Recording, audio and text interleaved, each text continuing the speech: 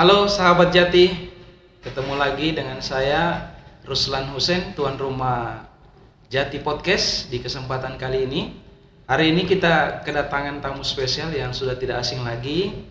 Jadi dia bernama Aisyah. Ya. Dia merupakan konten kreator. Kita sapa dia. Halo Aisyah. Halo juga Kak Ruslan. Aisyah, apa kabar hari ini? Alhamdulillah luar biasa, baik-baik saja. Kayaknya untuk konten hari ini persiapannya khusus betul. Oh begitu ya? Oh enggak juga sih sebenarnya. Iya. Aisyah, nama lengkapnya siapa? Kalau Nama lengkap saya Aisyah Ummul Mukminin. Biasanya. itu nama-nama khusus Ya, itu. nama-nama khusus pemberian orang tua sih. Kalau dari nama itu dia artinya apa? Kalau menurut artinya itu Aisyah Ummul itu kan ibu Mukminin. Jadi Aisyah itu ibunya orang yang beriman kayak Baik, gitu. berarti ini ibunya kita semua. Ya, diharapkan seperti itu juga sih Kak. Iya. Aisyah ini selesai pendidikan tingginya di mana? Saya selesai pendidikan tinggi di Universitas Teknologi Sumbawa, S1-nya Teknik Metalurgi. Kenapa jauh sekali? Kuliah di sana? Iya, kuliahnya di sana. Heeh. Kebetulan dapat beasiswa dari Iya. Gubernur NTB sana, kayak gitu. Wih, berarti sekolah gratis nih, dapat beasiswa. Alhamdulillah dapat beasiswanya full funded. Berarti selesai kuliah, kemudian balik lagi ke Palu. Ya, selesai kuliah, balik kembali ke sini, terus ya mengabdi ke daerah Iya. intinya. Nah, Aisyah kan juga menjadi pegawai ya, Ya, tenaga kontrak. tenaga kontrak di Universitas Islam Negeri Betul Dato sekali. Karamo Palu. Dato Karamo Palu. UIN Dato Karamo Palu. Di samping itu juga fokus bahasan kita terkait dengan konten kreator. Oke. Jadi Aisyah ini untuk diketahui dia adalah konten kreator di Jati Times. Jadi dia merupakan generasi kedua di Jati Times. Generasi pertamanya itu kami namai dia adalah Klik Pendidikan yang bergabung di awal. Kemudian setelah itu generasi berikutnya adalah Jati Times. Nah, Aisyah merupakan generasi pertama di Jati Times sebagai konten kreator. Bisa gambarkan sedikit, banyak juga tidak apa-apa. Oke, tidak apa-apa. Terkait dengan konten kreator ini. Oke, mungkin dari awal bergabung kali ya Kak ya. Iya. Jadi saya tuh mulai bergabung sebagai konten kreator di awal Februari 2023. Oke. Nah, itu kan waktunya masih di KP. Nah, kemudian di Jati ini mulai bergabung di bulan Juli. Ya. Banyak sih suka dan dukanya bergabung sebagai konten kreator, tapi lebih banyak sukanya sih sebenarnya.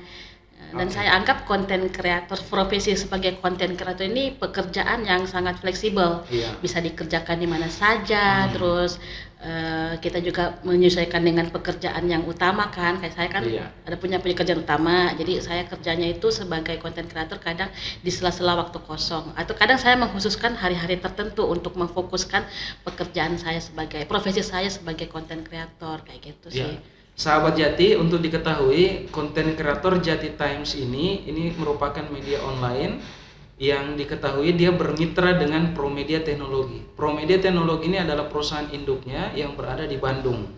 Jadi di Sulawesi Tengah, Jati Times merupakan salah satu dari puluhan media online yang ada di Sulawesi Tengah.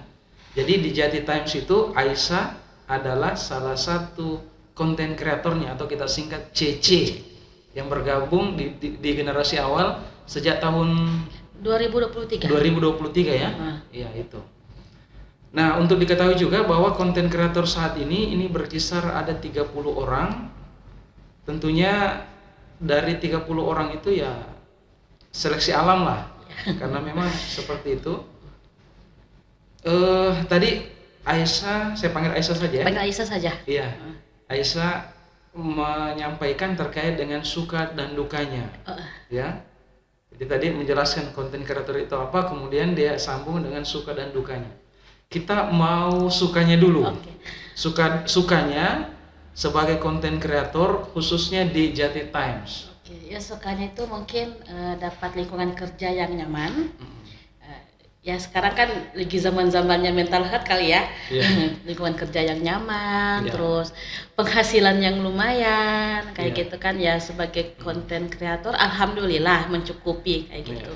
Terus mungkin karena suka nulis, sebenarnya kan kalau masalah suka nulis itu apa ya, tiap orang punya passion masing-masing kan. Nah, kalau kedukanya itu mungkin awal-awal gabung kali, awal-awal gabung dukanya itu susah mendapatkan ide.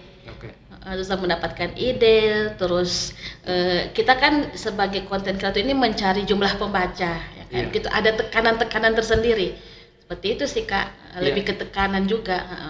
Oke, jadi tadi penjelasan Aisyah saya jelaskan ulang bahwa pendapatannya itu dilihat dari jumlah pembaca betul ya, sekali. ataupun page view. Tentunya jumlah pembaca dari CC ini sangat ditentukan oleh jumlah konten, tulisan, kemudian kualitas tulisan, kemudian juga share. Yes. Nah, sehingga itu dilakukan sehingga memantik pembaca untuk mengklik tulisan kita, bacaan kita. Jadi semakin banyak jumlah klik page view-nya, maka juga ketika dikonversi ke rupiah, semakin banyak juga iklan, pendapatannya. Pendapatannya juga semakin banyak. Namun untuk dimaklumi, ini karena Jati Times ini masih saat ini sementara merintis tentunya. Betul, ini jalan 2 bulan, jadi masih proses penyesuaian. Tapi dari sisi tracknya itu terus meningkat. Jadi terus meningkat, apalagi teman-teman di Jati Times ini punya pengalaman mengantarkan media online KP itu menjadi media online nomor 1 di Indonesia. Dari 900 media online se-Indonesia, KP berhasil diantarkan, ini sudah kurang lebih 2 bulan berturut-turut ini menjadi media online nomor 1. Tapi itu adalah sejarahnya, historinya.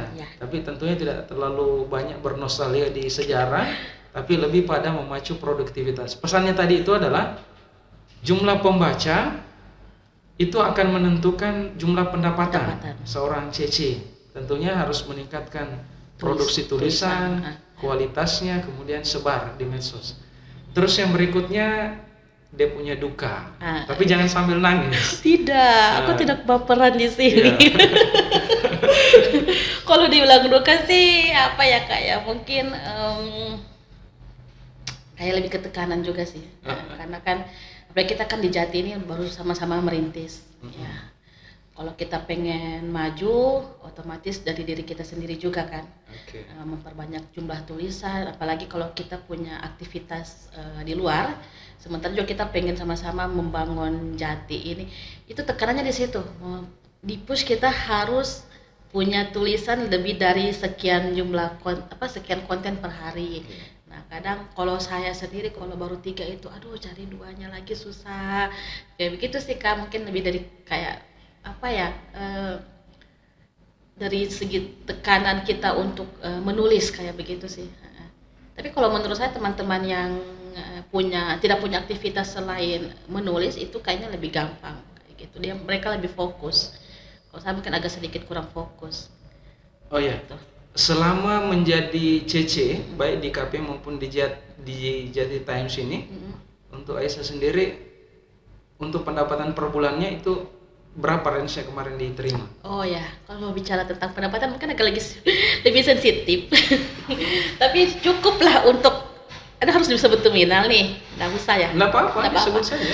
Kalau ya bisa lah untuk beli 1 gram emas. Gitu ya. Tapi saya punya teman itu pendapatannya lebih dari lebih tinggi daripada UMR kayak gitu. Bahkan ada yang pernah sampai 10 juta. Ada teman Sofyan saya. Itu di KP sejarahnya dia sampai 10 juta. Iya, pernah. Kemudian Zulfikar itu 5 juta per bulan. Iya. Bahkan ada yang baru join, teman-teman saya itu yang sebagai CC baru join, mereka penghasilannya lebih tinggi daripada saya. Iya.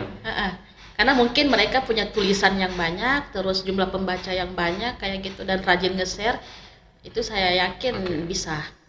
Jadi memang dimaklumi bahwa Jati Times ini dia masih merintis, masih mengembangkan medianya, tentunya masih terbatas juga dari sisi pembaca untuk diketahui orang. Tapi itu menjadi tantangannya. Iya, itu tantangannya.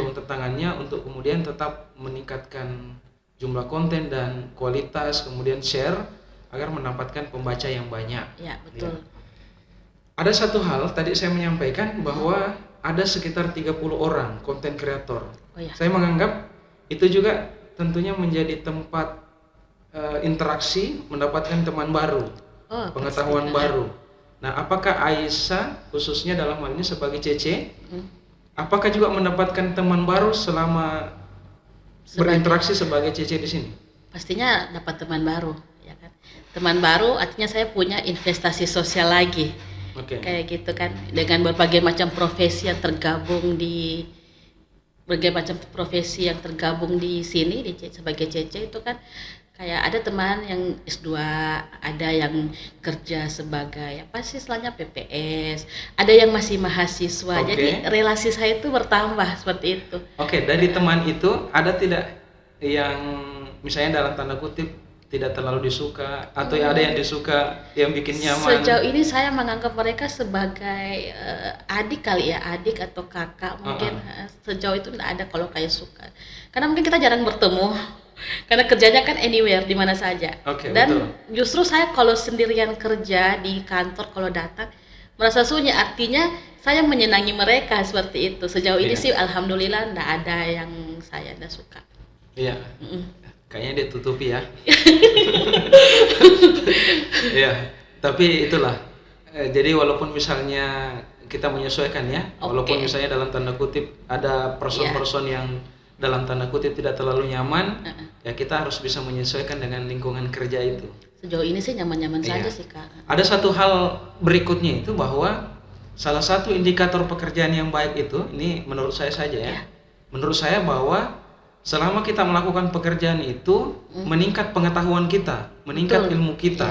Jadi ilmu dan pengetahuan terutama terkait dengan ilmu jurnalistik. Kemudian informasi-informasi terbaru juga kita bisa dapatkan.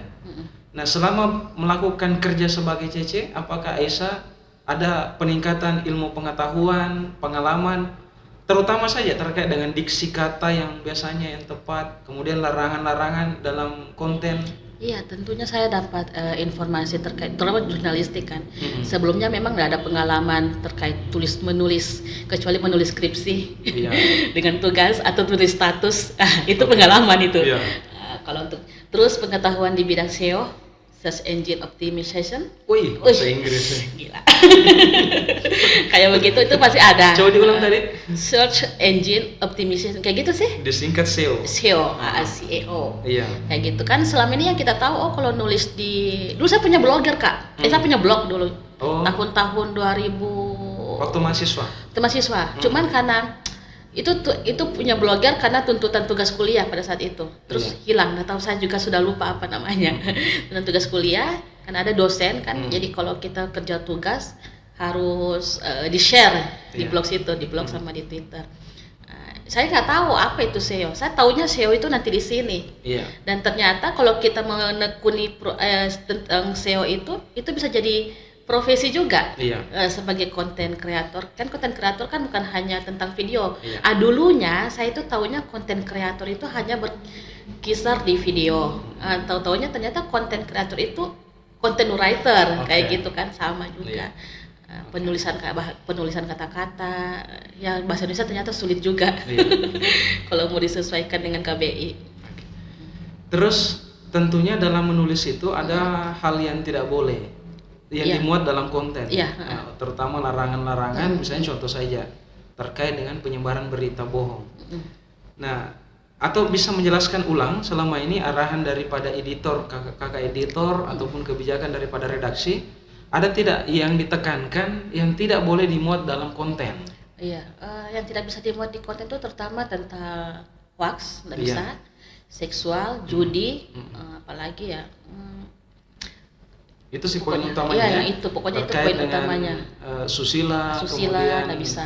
berita bohong, Berita bohong. kemudian judi, itu tidak bisa. Itu langsung dilirik Iya. oleh Kominfo. Dan itu, dan betul. kan kalau dalam penulisan konten itu ada polisi Google-nya juga. Iya, Nah, itu yang harus kita pahami sebelumnya. iya.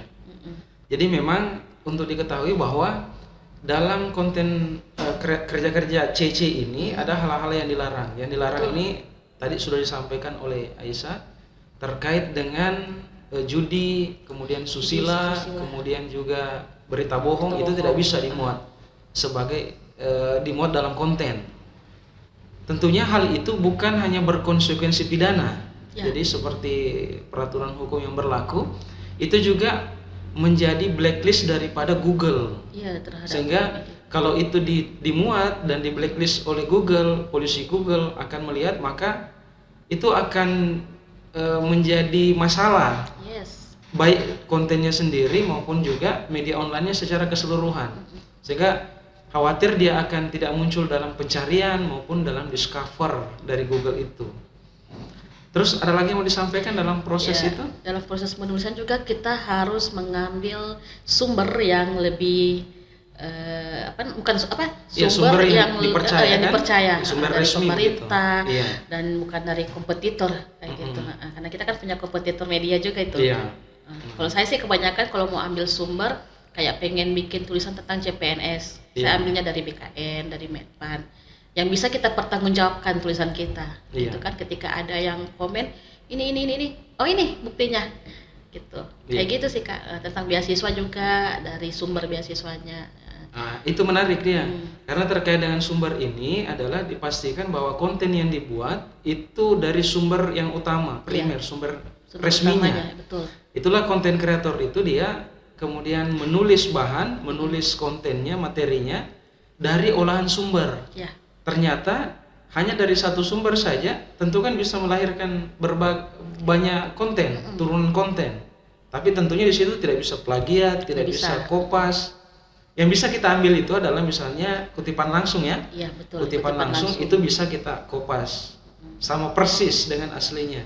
Tapi selain itu tentunya kita akan parafrase, maksudnya sama, tapi bahasanya, tulisannya itu sudah ada yang sedikit berbeda. Oke. Terus yang berikutnya saya juga ingin memberikan informasi terkait dengan iklan. Ya. Iklan memang di dalam media online Jati Times itu, iklan itu sudah ada, iklan programatik, dan semua iklan itu diurus oleh Promedia. Jadi semua iklan itu diurus oleh Promedia, kami tinggal menjalankan. Walaupun demikian, di pihak mitra Jati Times ini tetap bisa mendapatkan iklan dari sumber lain, misalnya dari badan hukum, misalnya dari pemerintah, dengan kerjasama. Tapi dalam hal ini ada sharing baginya.